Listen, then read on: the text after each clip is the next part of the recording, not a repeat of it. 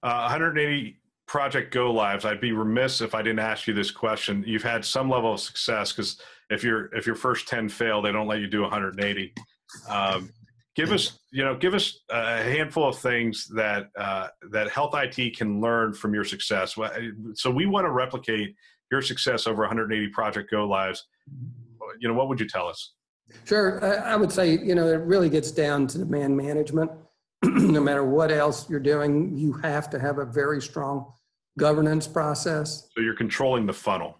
Exactly. And one of the things you have to, part of the reason for governance is not just to control the funnel, but to get the people engaged. And so I never led a governance committee. I always would set it up, do all the work that had to be done, take care of all the administration, but the people who populated those committees were all from the operations side. And we would always have a president who had some sway at one of the hospitals chair the committee.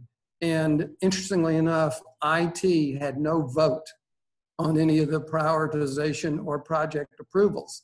And the idea was the operations is earning the money, the operations is doing the clinical work, operations should make the decision about what the priorities should be and the order in which things should be done.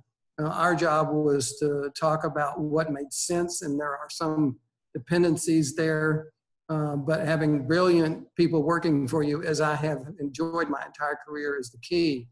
But I can't tell you how powerful it is to ask people what they want and then let them make the decisions. The challenge we all have as IT people is that when I did surveys of people who had the same kind of discipline that we did and were tracking numbers, the lowest demand to supply ratio was 5 to 1.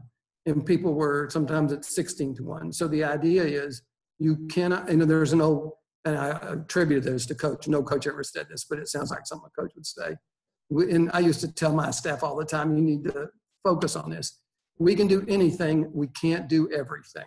Yeah. And you have to be able to say no. And you don't create a backlog in that process. You say, what I'm going to do this year, and I'm going to ask you again in another year what you want to do for the next 18 months after that.